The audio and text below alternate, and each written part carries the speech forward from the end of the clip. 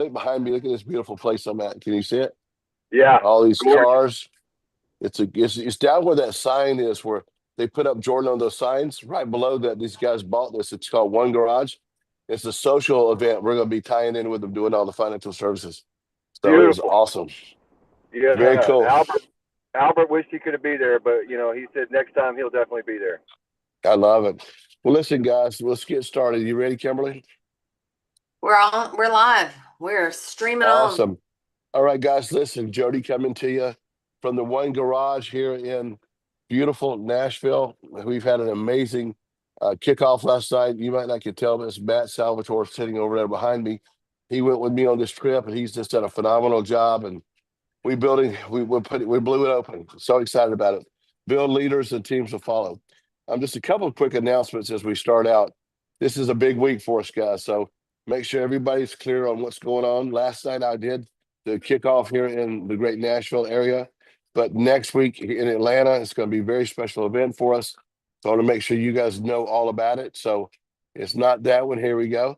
In Atlanta, Georgia, this upcoming week, we're doing the Atlanta Takeover. It's the ultimate networking event. We're excited to have it. Steve Gross and Hubert's going to be involved in this event. But on Monday night, as you can see at the bottom left, we're going to be in Northwest Atlanta.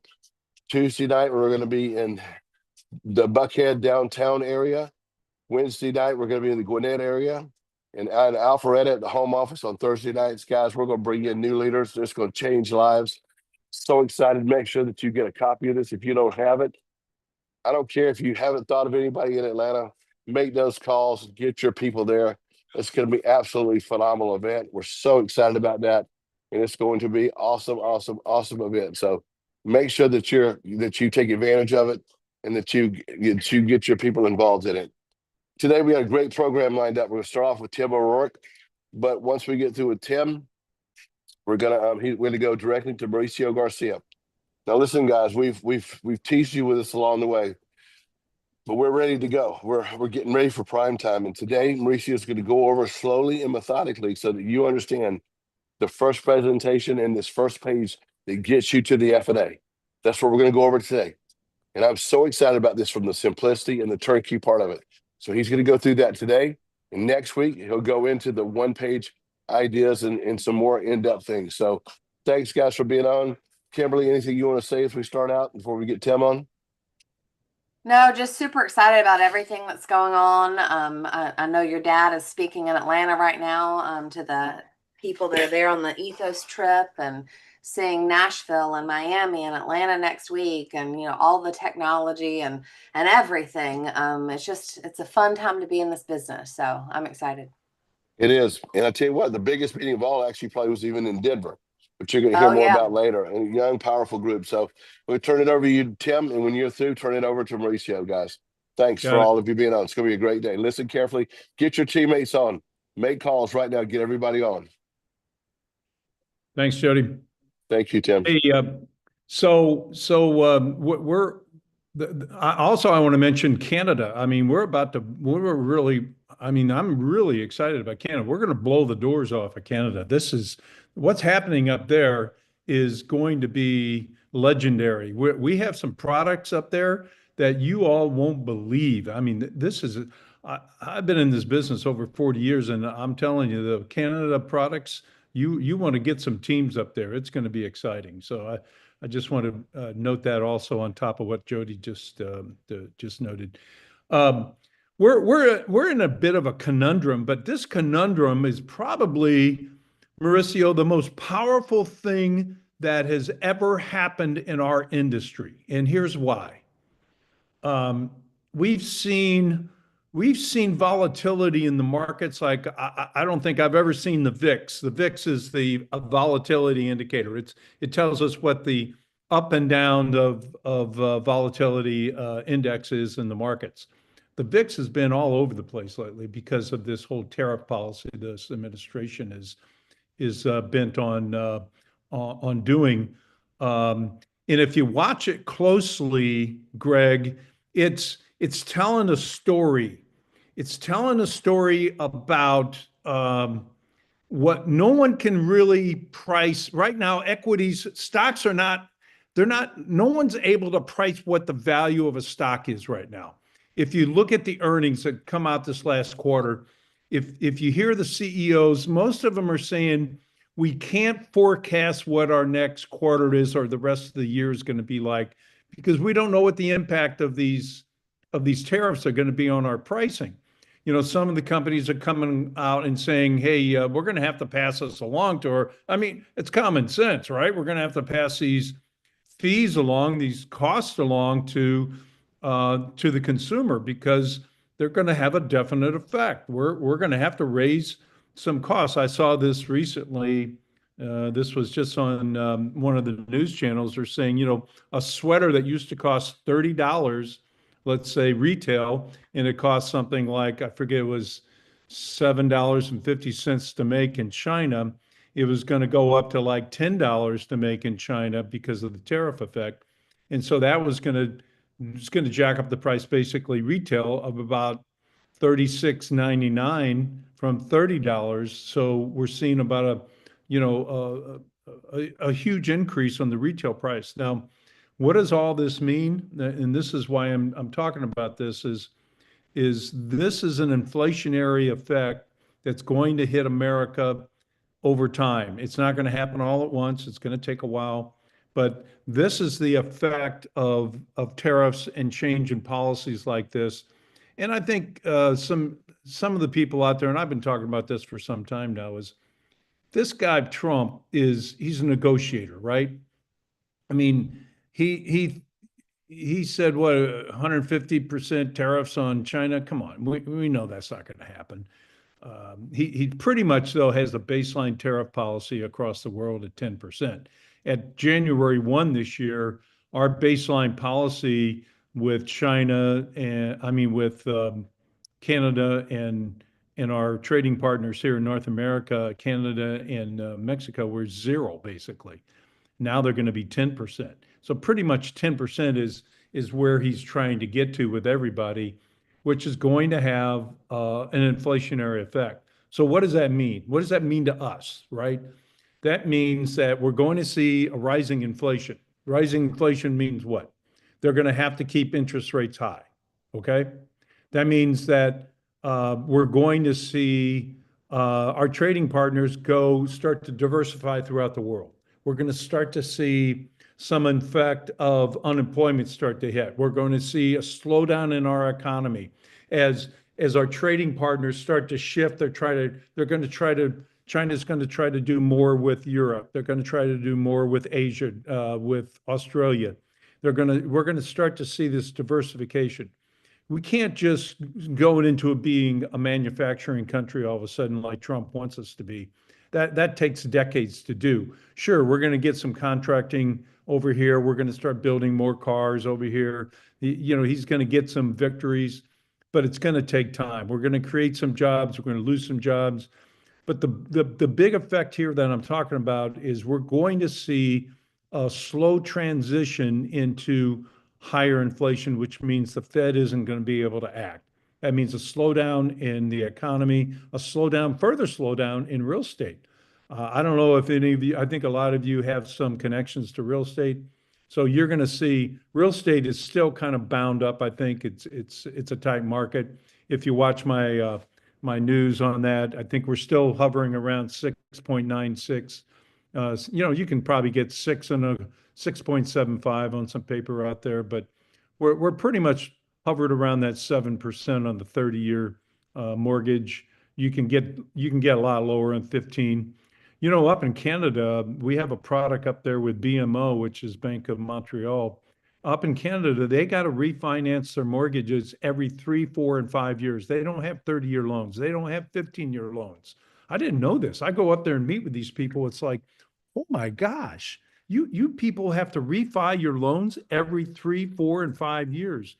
And so they don't have the kind of mortgage situation we do, but their markets are fluid all the time. Ours are really locked in, with all that refinancing that went on over the last 10 years when we had interest rates at 0%, basically. It really it really, I think it screwed up all of our real estate markets because nobody is refining anymore, hardly at all. It's really killed it. And then with interest rates staying high again, I think we're going to see that market done. Commercial real estate is pretty well flat as well. So what I'm saying is this is going to drift into a sideways market right now. Inflation's going to stay high. We're going to see unemployment start to increase. That's going to show us again, and I'm repeating myself from last week a little bit, but I'm telling you, this is going to open up our opportunity to tell our story. That's all we want to do out there.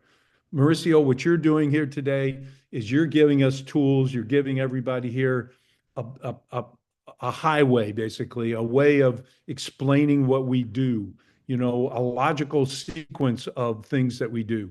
And the opportunity here is that people are going to listen now. They're going to listen more and more because of all this chatter that's going on behind the scene. And believe me, people are going to be listening more and more. So you got to get out and tell the story. So, Mercy, I'll turn it over to you. Let you do your thing, man. Thank you. Thank you for that. Always great to hear from you, Tim. Appreciate you very much, my friend. And good morning, everybody. Good afternoon. That's exactly, we're going to follow what Jody suggested to be the program today. So I'm going to share my screen and just dive right into it. What that first conversation, and maybe the backstory of this thing is, it's the precursor to what we have today. It's a collaboration. This was not just created by me. We have Rory Douglas, we have Kimberly, we have Zach, we have Jody, and other people that have brought together what you'll see right now. Some of you have seen it, some of you haven't, but it is very intentional in terms of what it is. Its purpose is to help you have one dialogue, one way of having a conversation with a client, and you leave them better than you find them, even from the first meeting, and still give you an opportunity to gather data and then come back and help them even more. And so this is what we call the FNA journey. All right. And there'll be multiple journeys because you speak to a 20-year-old or a 30-year-old a little bit different than you would speak to a 65 who's ready to retire. So the journeys will change and you will have them there based on the demographics. But this right here would be the journey for, let's say, your 20 to 55. 20 to 55 is probably will fit in this, which is probably going to be the ballpark of our market and who we're recruiting. So with that preamble, let me move on here to what I'm talking about. So the place you want to go to know what this is Abacus Wizard. Okay, Abacus Wizard. A lot of you used an abacus when you were babies to learn how to count. And so abacuswizard.com is where you want to go. And now every button allows you to log in, meaning after you create an account. Creating the account is actually very, very easy. Let me just log out really quick to show you how you create an account.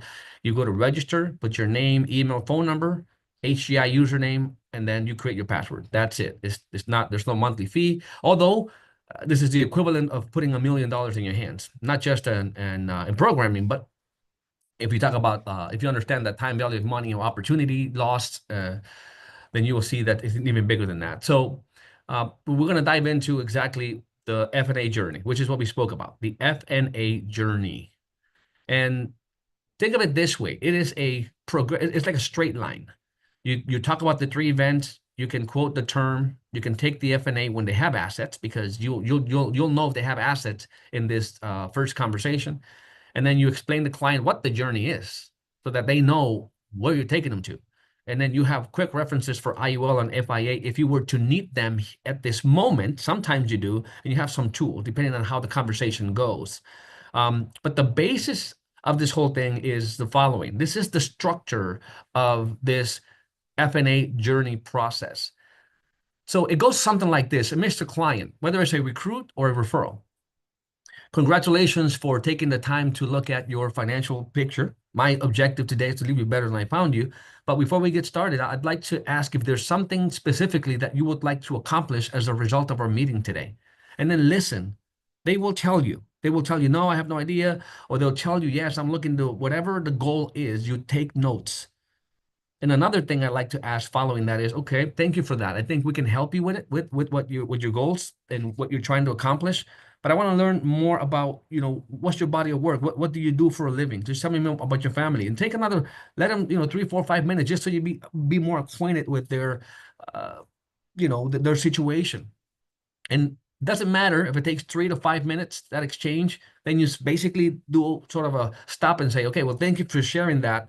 Now, before we move forward, I would love to uh, share with you some basic fundamentals. And these fundamentals are just to put a solid ground in the rest of our conversation so that you know what we do for people and a little bit of how we do it. Okay. So the first thing and the first concept that I want to share with you is this thing called the wealth formula. And the word formula is one of the most basic fundamentals we need to understand to even begin to create wealth. And that is that, money, it takes money and time and a rate of return minus inflation and minus taxes to create that wealth. Because that's sort of your net worth, right? Money, time, rate of return. Very simple. Another concept is understanding the rule of 72. And this is very critical because the rule of 72 teaches you how fast the money can double. So you divide 72 by the interest rate that you are earning, it'll give you the amount of times it would take to double. Now, most people, when they associate let's say a double interest or double rate of return, they immediately equate it to a double amount of money. And here's what I mean by that. If you had $10,000 earning 6%, according to the rule of 72, if we divide 72 by 6, it would take us 12 years for the 10,000 to be 20, and then another 12 years to be 40, and another 12 years to be, 80. So my question to you is, and this is not a trick question, but it's very revealing. The answer is, what would you say is the accumulation amount? What would you say the value be based on the rule of 72 if instead of 6% you earn 12? And then you kind of let them answer. They'll probably be like, well, maybe 320, maybe 6. It's very rare that you'll see somebody tell you 2.5 million. So double the interest is 16 times the amount because of the doubling effect. So this means we have to fight for the best rate we can get, right? Without obviously putting our nest egg at risk. And then the other concept I want to share with you is the world of investments. And basically what this is, and you can show the whole screen in the beginning, or you can kind of go one by one, but it's, all the money you have now and all the money you're going to save and grow in the future is going to fall in one of these three buckets, okay? And what it is you have banks. If you're looking for a protection where the money's going to be there, general places of safety has been the federal government, it's been the banks and insurance companies, right? You know all the rules going in. You know how much you're putting in. You know how much they're going to pay you. You know the period of time you need to keep that in order to get the reward, right? If it's a bond, if it's a CD, typically, if it's an annuity, you know the terms ahead of time. But there's no surprises whatsoever. And the problem here is they're typically below inflation. And the other extreme, we have the world of potential. This is where it's volatility. You're looking for opportunity. That's why we call it the world of potential. You can earn 30% in one day and lose 30% the next day. So like Warren Buffett says, if you're not thinking about being in this world at least 20 years, 10 to 20 years, you shouldn't be there 10 or 20 minutes because it's going to take a lot, the ups and downs to give you an average. Okay, so obviously some of the money could go here, and then we have the hybrid, which unifies the best of both worlds, which it gives you the protection that most people like from this world, the certainty, the guarantees, but it has an extension to this world of potential to be able to participate in it. You're not buying the securities, you're not investing, but you are participating. As you can see the graph, look at the differences. We have sort of a slowly growing, we have a up and down, and then we have this green line contrasted there with the S&P or with the market. Doesn't just represents the market. Every time the market goes up, sometimes it goes higher than what you can capture, but sometimes you do capture the whole thing and you actually never lose. So it's a combination of having your money in diversified in here. In all three worlds is what has shown to expand the life of the money. And it's not about what you make, but it's what you keep. So we also have to, and we help people understand what ought to be their allocation in terms of, the tax buckets. We call them the tax buckets because there's some money that you can put in any kind of investments. And in this country, when you have a gain, you have to pay taxes, right? Or you get interest outside of a retirement account and you get a 1099. So we have this capital gain thing that people pay. And right now I'm not going to dive into the specifics of it. Just know that there's this world where every time you sell and you made a gain, you have to pay tax for that. The vast majority of people's money is in IRAs, 401ks, I always say this, the stock market's probably gravitating around a 55 trillion, 50 trillion, give and take. But 44 to 45 trillion is in IRAs and 401ks. It means the lion's share of retirees' money or people's money is in these plans because you get a deduction on the contribution, which is attractive to most people, and then you get the tax deferral on the growth. And the problem is, or it's not the problem, it's just the way it works, that the money when it comes out is fully taxable at ordinary income. So in here you pay the ordinary income taxes, which is 10 to 37% instead of the capital gain tax. And then you have the third bucket, which is the tax advantage bucket. And tax advantage means that some of these will give you the advantage of growing tax deferred and then being able to pull the money out tax free. And that is the case of the Roth IRA, the Roth 401k, the Roth conversions, and also well-structured life insurance policies, cash value. You can, through loans, you can actually make those withdrawals to be tax free. So what we teach people is that the more money you have and the bigger your nest egg gets, the more you want to move to the right to avoid unintended consequences. The more money you make, the more you want to move to the right, and then we'll get to what the specific numbers could be. And then finally, the X curve, which basically is it's a concept that teaches us that in the early stages of our life, when we're young and we're working, right? Typically, we're working on building our wealth, and so since we can't self-insure, that's why we buy insurance. We buy thousands for pennies. So because there's big responsibilities, we have to, typically if you have a family, you have a partner you're building a life with. If either one of you were to die, then it's going to bring a lot of not just legal challenges, but financial. And so buying insurance is the best thing. It is the most fundamental thing, the most important thing anybody should have when they're young if you don't have the money. If you don't have $1 million, you can buy it. If you don't have $1 million, you can buy it literally for just a few dollars. So the reason you want to have high insurance is because of all the responsibilities that are there. Children, mortgage, debt, I mean, a bunch of different things. And eventually, over time, you need less insurance. You still need insurance forever. And I'll explain that a little bit further. Why? Because let's say that when you retire, your children are no longer home. Your home is paid off. You don't have debt. So you're wondering, why do I need insurance? Well, let me tell you, if you lose your partner, you're going to lose one Social Security check. You will lose half the standard deduction. You're going to go from filing taxes as married to filing single. And with a similar income, you pay more taxes. So you'll have about a $400,000 financial impact when you lose your partner. And long-term care and critical terminal and illnesses are more probable at later stages. So you will have you need a high protection and then a little bit less, but you need it for all time. Not to mention, if you have money in IRAs, 401ks that have to go to your children, that's fully taxable to them. So also having that permanent insurance can help with that. So we call this the dime. You do the dime in the early stages of life, and then you do the life W at the end of your life. And I'll show you how that works in a few minutes. And at the same time, you're building wealth. So you don't have savings. You begin to pay yourself first.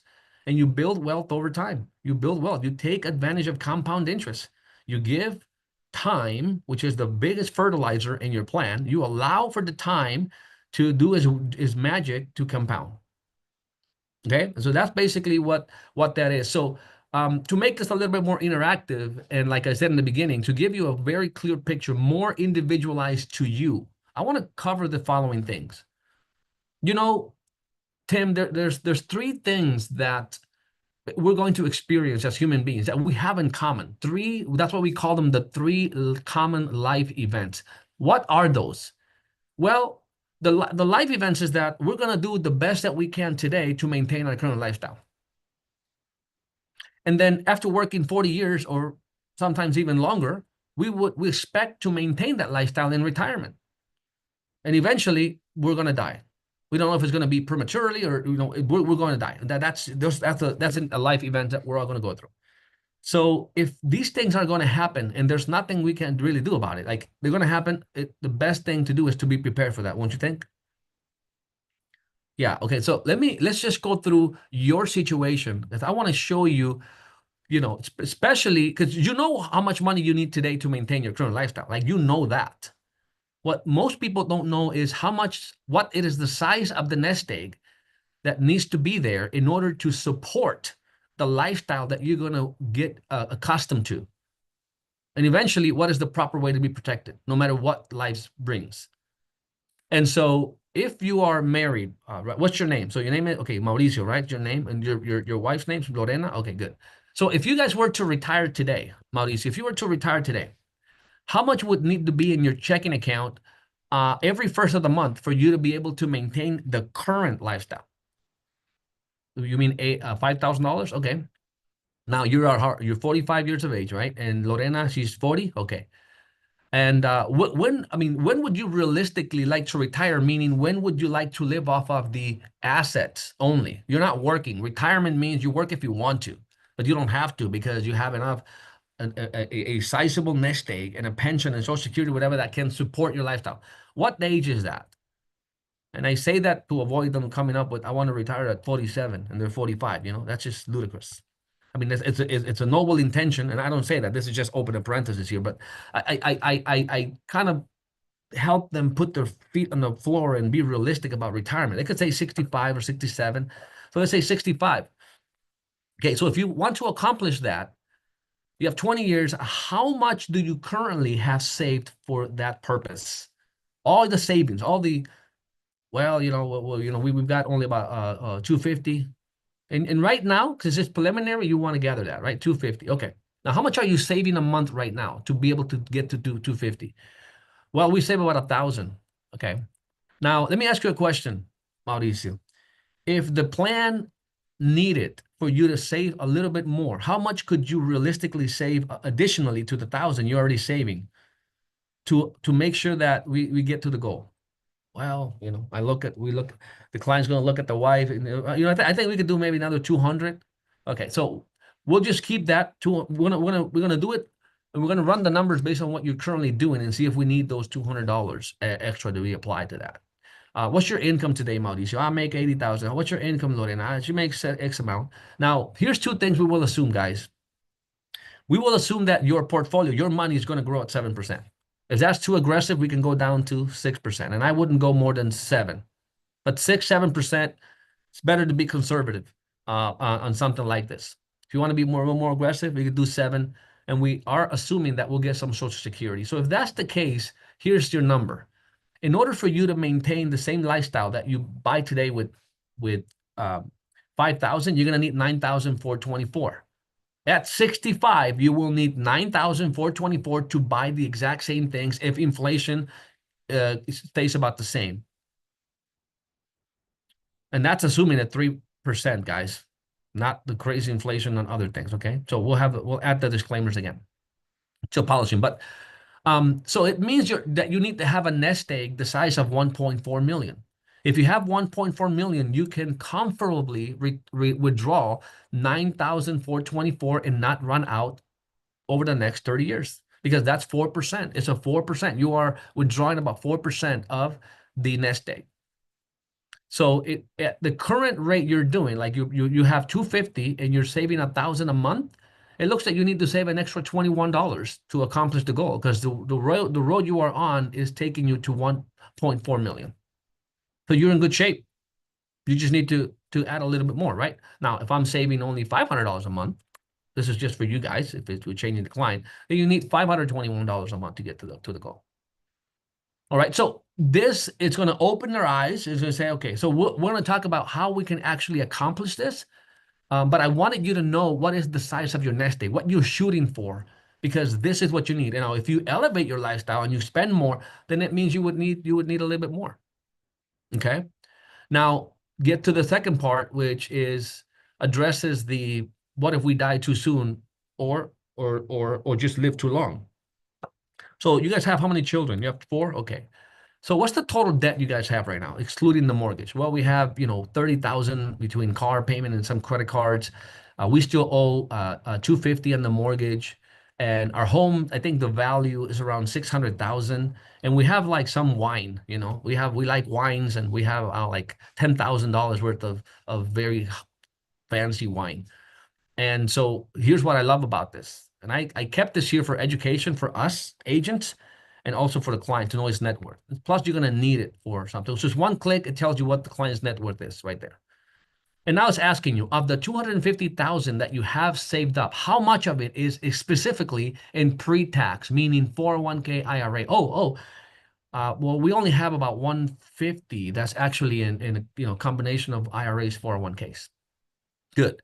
Now, it's important for you to know, because when we talk about, the lifetime protection for a lifetime, a lot of people talk about dying, but there's a higher chance of needing long-term care than dying at any given time. Okay? There's a 73% chance that if you make it, if you both survive and you're healthy at age 65, there's a 73% chance that you'll need long-term care. So we need to include this in the formula. So the current cost of long-term care is about $9,000 a month. And the average time people spend there's about 3 years. Okay. We need to add this to the equation. And finally, I want to determine what's the gap, because like I was saying earlier, most people or some people have protection, have insurance through work. They bought some policies, but the vast majority of Americans don't have enough protection.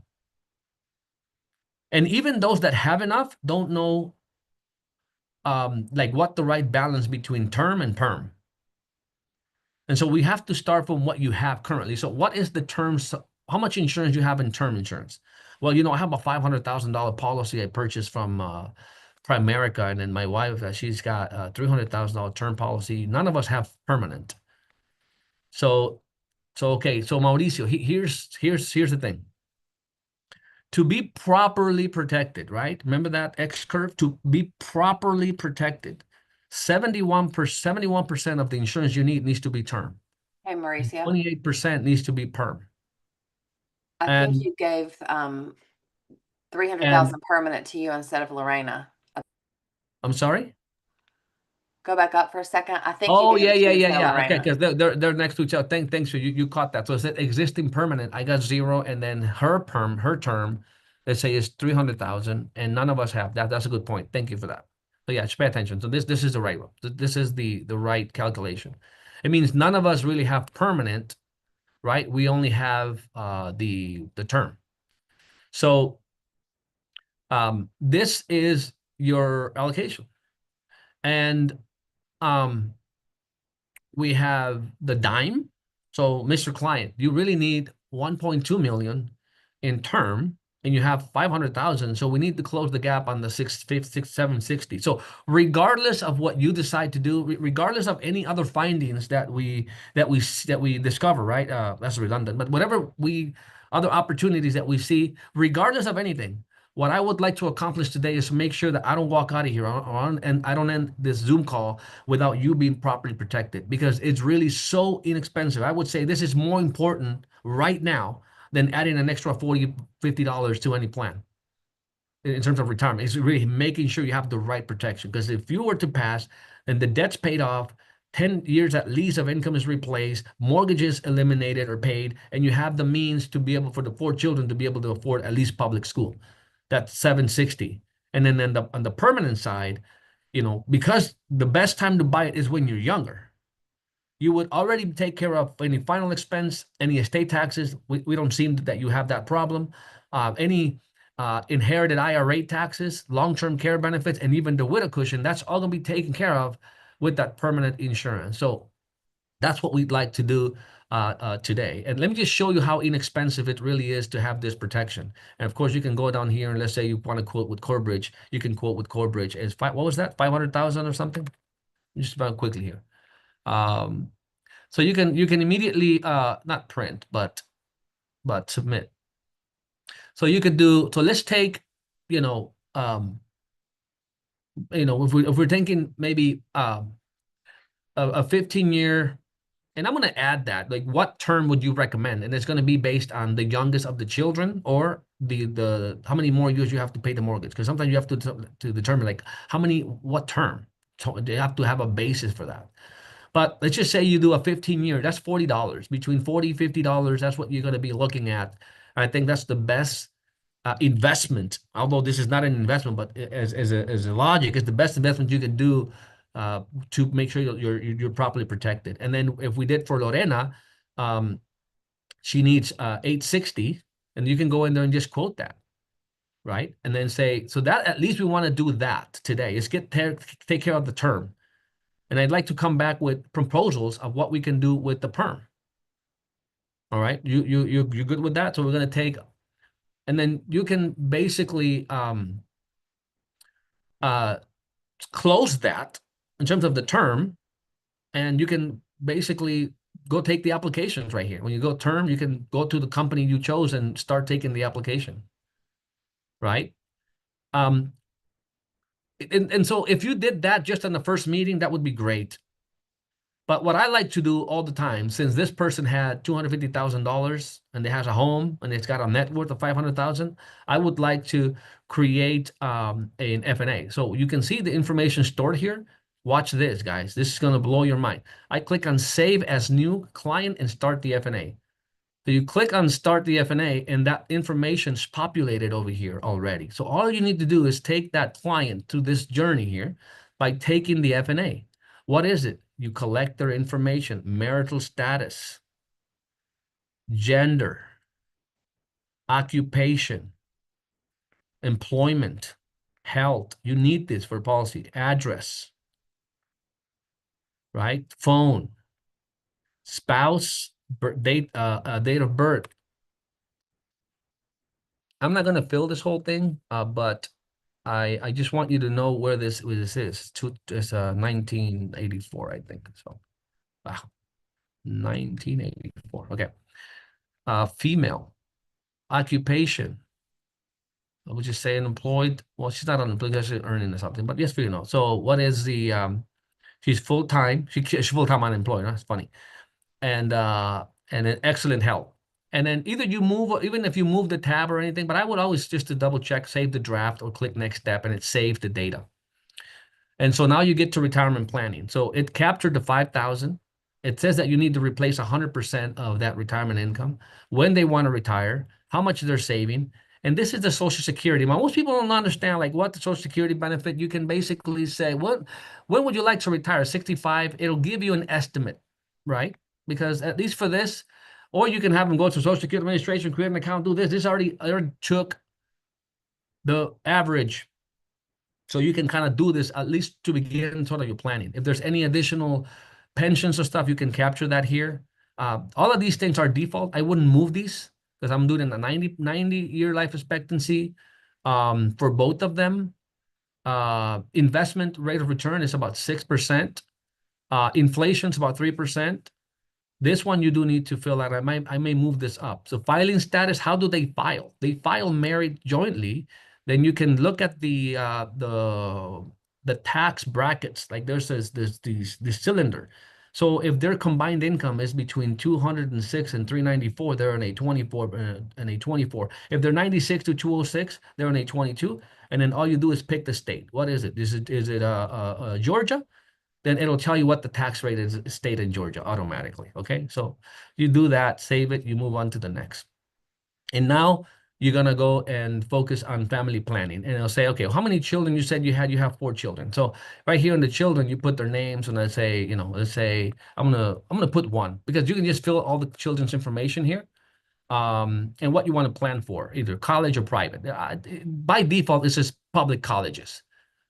For the information we're going to input to calculator. So because we can't go through the whole thing, just know that this is beautifully done. It goes all the way to the end. It captures goals, assets. And this is what I love about it. It's assets in the taxable, tax deferred, tax advantage. You can choose the owner. Let's say in the taxable, let's say we have joint investment account. That would be an investment account. And it gives you the fiduciaries. It gives you the financial companies. Is it at least the top 10, and then you have other Wealthfort, Vanguard, Robinhood, Fidelity, Charles Schwab, Betterment, whatever says Charles Schwab. And then what's that balance? So we have 150 there. And you contribute to that? Not really. Okay, what is the type? There's only 3 risk types that you're going to learn to manage here. At risk, which is the market, low risk, which is index annuities, IULs, and no risk. Now, why is it low risk? Because you have the risk of not having a return every given year, but never losing the money. Now, no risk would be the bank. right? Like a CD, stuff like that. So if it's like a bank product, no risk. If it's the hybrid, is low risk and at risk.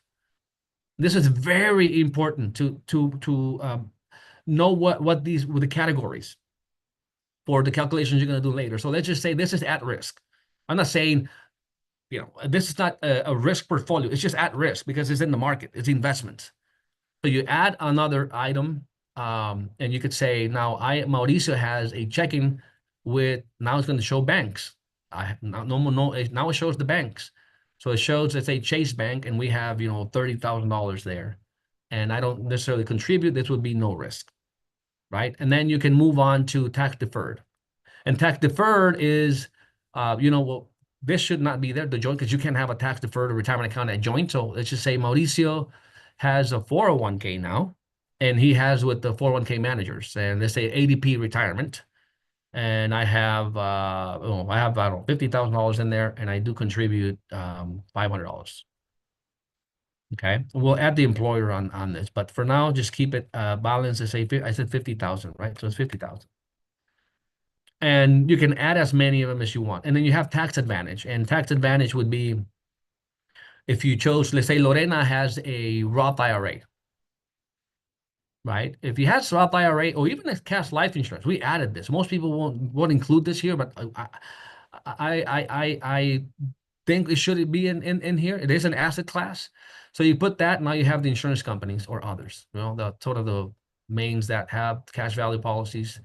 And if it's a Roth IRA, then you're going to have most of the Roth IRA managers, like For Us All or something. And then you can have the Roth IRA balance, there's $30,000. And contributions, yeah, we put $300 a month into that plan, and it's at risk. At risk.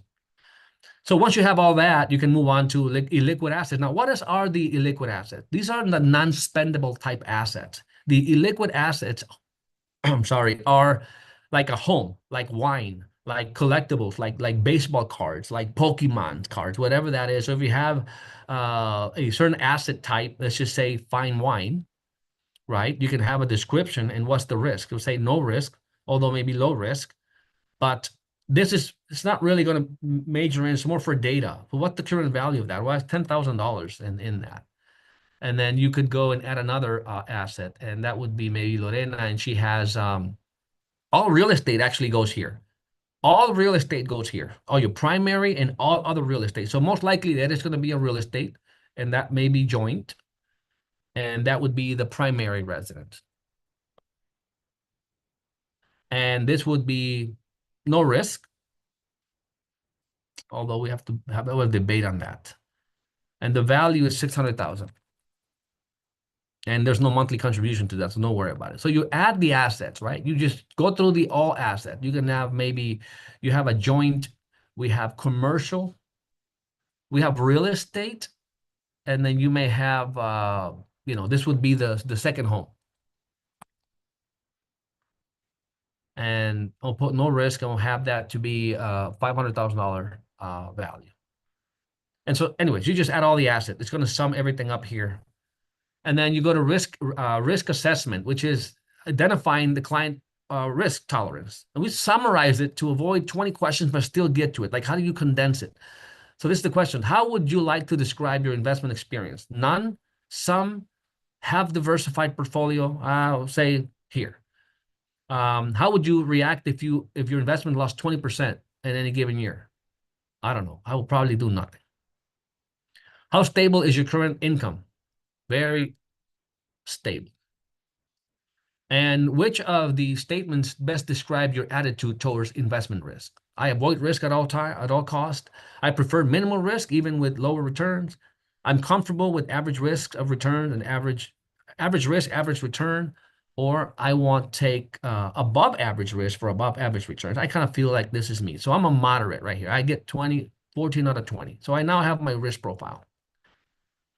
Liabilities, you can add liabilities. So liabilities here would be, let's say you have a joint primary residence, the lender, you have all the lenders here. So you have Wells Fargo, and you owe $250,000 on that mortgage, and you're paying $2,300 a month. Interest rate on that, I don't know, I'm going to say 4%, 5%. and you add another liability. What the other liability? Now, let's say Mauricio has a liability that would be a car. So I have the car lenders. So who's my car lender? So I have, let's say it's Chase. So how much do I still owe? $20,000 on the car.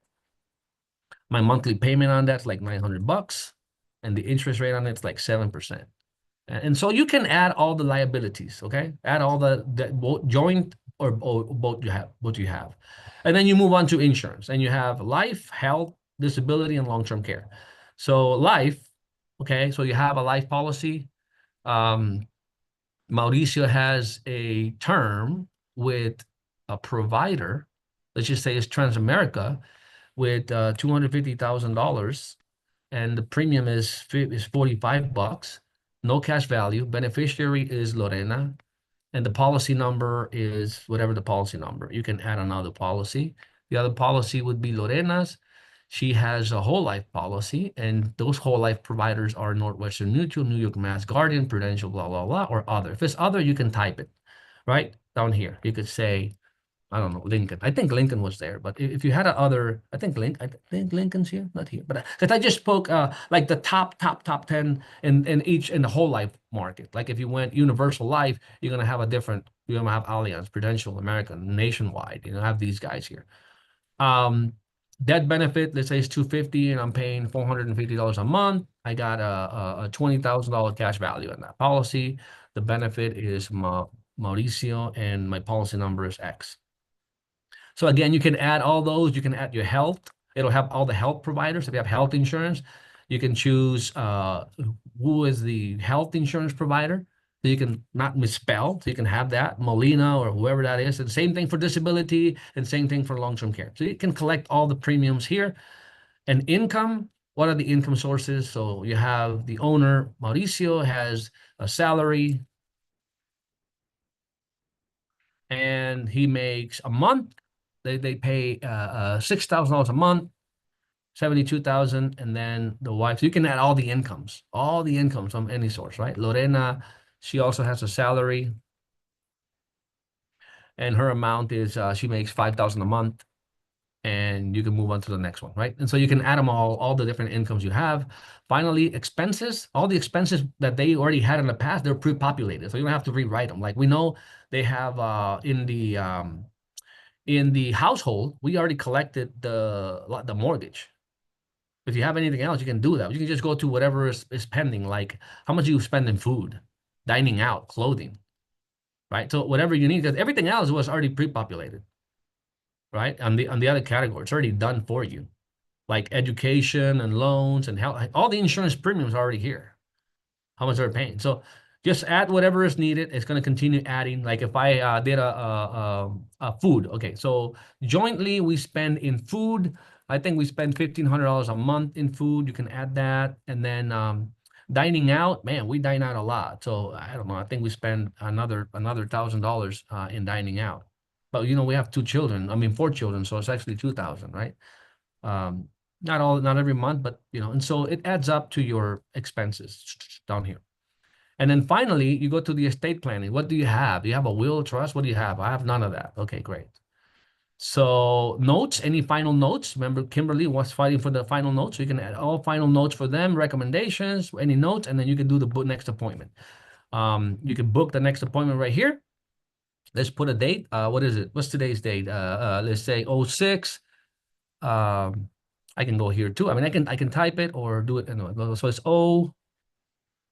it's not doing that. So let's see if I can pick it from here. June 6th at 10 a.m. I'm going to do 10 a.m. I'll make sure you can type it instead of messing around with this thing. So it's going to be 10 a.m., right? Appointment type, we're going to do some planning, and the location is going to be Zoom. And that's it. You can add to the calendar. You can add to Google, or you can do the Cyberzeus calendar, or whichever you want to do it. Then you can click on complete FNA. Now, here's the beautiful part of this, guys. Here's what is going to blow your mind. You will have a client now inside of your clients. Like I just created this guy right here, right? I can see the FNA. I can come and edit the FNA if I want to. do the whole thing. If I did a good job, and this is nice, in the client profile, you have an overview and full details about this client and what they have. Because Kimberly is always looking for monthly money. So that would be in my monthlies. And I'm looking for lump sum monies. That would be also in the assets. I have 150, 50, 30. So this is Kimberly's always with her magnifying glass looking for lump sum monies and monthly monies, right? So you have a quick risk tolerance, you have everything. For suitability purposes, this is golden because now you have a basis to why you make any recommendation, right? And you sold the term on the first meeting, and then whether you gathered this FNA at that moment or do it a second meeting, whichever way you want to do it, it's fine, but you do need some sort of an FNA. And here's the beautiful part. Not only do you see the client from all different sort of overview details, but here's what's amazing. Every client has their own calculator hub, which is 25 calculations you can run in 1 second. So let me give you an example. Imagine you go to the next meeting. You got the FNA, right? And you're like, man, I got to do all these plans. But let's say you forgot to do the plan. I'm going to choose Jose because I know this one's pretty complete. And I go and I'm like, okay, so remember last time we spoke about the term and perm? You can look at it. I want you to, not even Tesla is this fast because it's 0.5 seconds for you to run a report now. Check it out. I click on it. The data just imported from that other place. And I can just run the illustration right here to review that term and perm. You can do that with 25, 21 so far of the most amazing calculators to be able to illustrate to a client all kinds of concepts. But at least you can go back. Hey, remember last meeting we talked about, we took care of the dime, but now we've got to take care of the life W, which takes for living benefits, IRA, heirs tax, final expenses, estate taxes, and widow cushion. So in order to take care of the permanent part, this is, and now you can run the IULs, right? So the power of being able to run any calculator by simply going to your client, again, here, go to the client, you go to it, you go on the calculator, and you click on the one you want, boom. You may want to check if there's anything, but right now it's about 99% accuracy in mapping. But in about 24 to 48 hours, I would expect to do 100% accuracy. And the good thing about it is you can also change it. You can say, well, what if life expectancy was this? Or what if, because this is coming from the FNA. So if you think about it, you have a bank of data, and that bank now becomes the source for anything you want to calculate in 0.5 seconds. Does that make sense? In other worlds, it will take you 25 years to even learn how to run the calculations. It would cost you hundreds, if not thousands of dollars a month, and it would take you hours just to run and print and do and adjust. So that's sort of completes or partially completes the, get into the FNA. And then when you need these, they're here available to you if you need them, which is what? Like the journey. The journey is at least giving a visual to a client about what's the process you're taking them to. I always like to do this to kind of set the expectation for the client, like what we're going to go through, right? They have, we did the first consultation. I was able to get the FNA, and then I gave you a recommendation, and we can adjust it on that second meeting or whatever. So, and then if you need to have a IUL conversation with the client, this could be maybe in the second meeting. You're going through the journey, and you're having a conversation about the IUL, and you say, well, what is the IUL, and how does it stand in the face of other alternatives?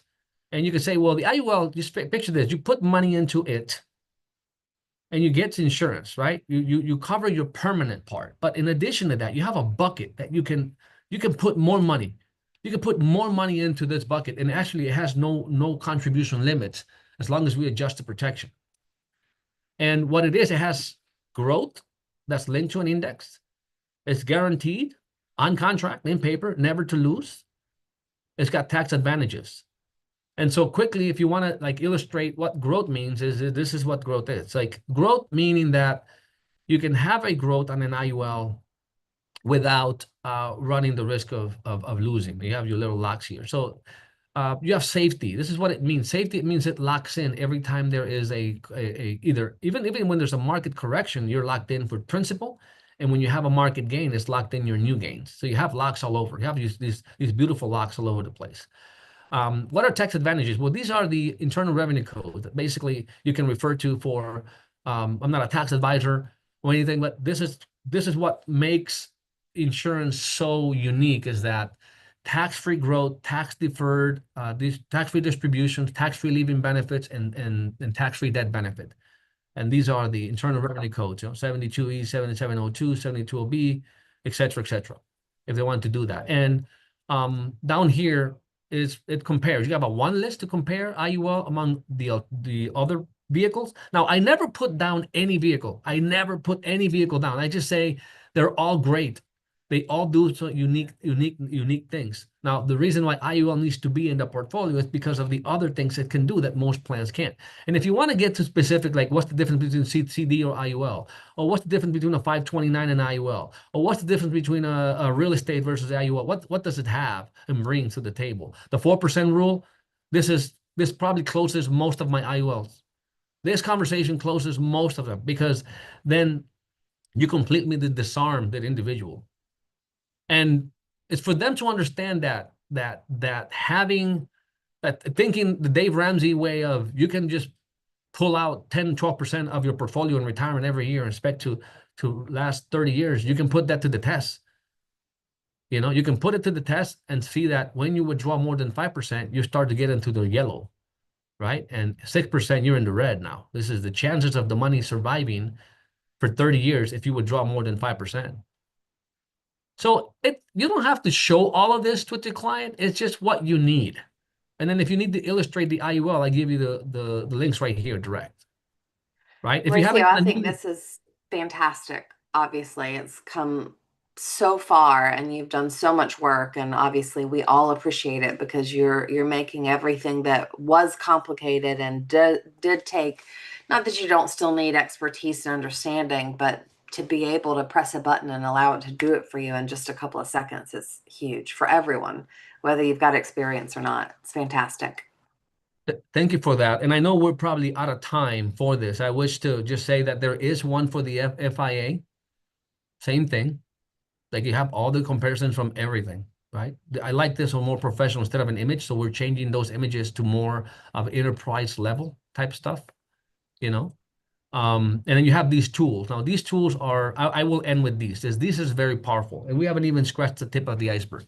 These tools will tell you, as an example, and I will, 25, 30 people that are here, I want to challenge you to do this for me and for you. I want you to go and write and create maybe 3, 4, 5 different illustrations with your best companies. And I want you to test the accuracy, because we built an algorithm, if you want to call it this way, is we took all of the ages. I mean, just imagine we did a monumental work of taking every age, every scenario, and we put it together in a blender. And we said, give me what would, a more conservative type number that I would get if I ran an official illustration. As a matter of fact, this is more for you, the agent, than it really is for the client. To kind of give you a big sort of a ballpark idea of what the debt benefit, what the accumulation could be, and what the income could be based on age and contribution. It's just for you to be able to do it quicker than having to do that whole hurdle thing. Where if I'm designing a policy for debt benefit purposes, it'll be different. Like if it's target face and income, and I'm 35 years of age, and I'm putting $600 a month, I want you to. My debt benefit is going to hover around 650 or 800,000. It's going to be around there. This is a healthy individual, by the way. Okay. My projected cash value should be about 490,000. My projected tax-free income is 44,000. So I'm putting 230 between 35 and 67, and then I'm getting 44,000 tax-free income, and for a total of 1.4 million to age 100. Right? If I'm 56, guess what's going to happen? It's going to say that I allow it at 56 to go higher, but if it's for income, it's different because when you're 56, it'll tell you to stop at, the IUL needs at least 10 years solid to even give you any sort of competitive or interesting income. So anything above 56 will give you that warning. But if you can go as far as like from 20 to 55 at 600,000, you're going to get 200,000 death benefit, give and take, a projected cash value of 88,000, 8,000 of tax-free income. So you're going to put 86, you're going to get 293 out. And then you go ahead and do the actual illustration. This one tool. The other one is this one. This right here is going to also help you close at record speed. Because what it says is that's a comparison between the 401k and the IUL. Why? Because the IUL, you're buying it for income. If it's the purpose of, well, first of all, we are now, I think insurance companies are going to love us, and they're going to love us because now we have a life W. Now we're recommending why you need the insurance. It's not just a retirement, right? It's a supplemental retirement, but it can also really provide income that most other plans can't provide. But we have the reason why they need the protection. So let's say that at 67, if I had $1 million balance in both the 401 or the IUL, and I'm in a 24% tax bracket, I could take 100,000 from an IUL, but I can only take 40,000 really from a 401k because I'm subject to the 4% rule. And on top of that, I got to pay federal and I got to pay state. So I got to pay 11,000 in taxes to net 28,000. In order for me to be able to withdraw and net 100,000, I would need a $3.5 million 401k. So that after taxes, so that I could take 4% and pay the taxes and still net 100,000. So this is where you can show the power, because a lot of people go with the size of the account, like, oh, the 401k looks bigger. Okay, well, let's see what it can produce. You're going to need a $3.5 million 401k to net an income of $100,000 cash value in an IUL policy.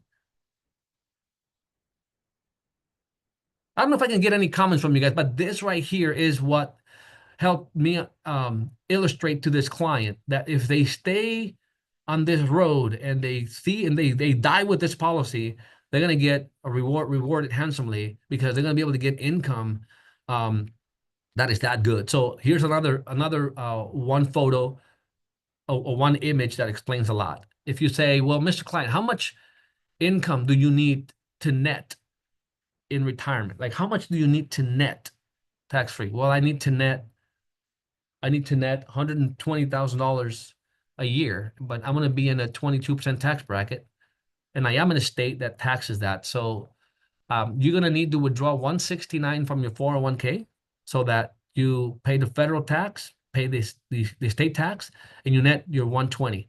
The IUL, you just take out 120. So again, these tools that are over here in the journey on this side are that, and we didn't even get to all the rest of the tools that are going to be amazing when we have the time to do this, but I do suggest that you kind of go and play with it. We are 6 minutes of the hour, so I don't know, turn it back to Kimberly if you want to close this, and then we'll take a look at the other amazing things that are on here. And I am open for any comments. Yeah, I think it was fantastic. I think everybody probably agrees that it's amazing and makes it super simple and takes a very complicated world and makes it duplicatable, which is what we do in our recruiting and building world. So thank you so much for this. We can pick up next week where we left off, and you can show us more and teach us more. Thank you, Kimberly. Okay. There's a lot of it in there from you as well, so thank you. Yeah, you guys remember about the Atlanta Financial Revolution next week, so make sure you're there Monday, Tuesday, Wednesday, Thursday, and then Saturday we've got a training in the office. So see you next week, and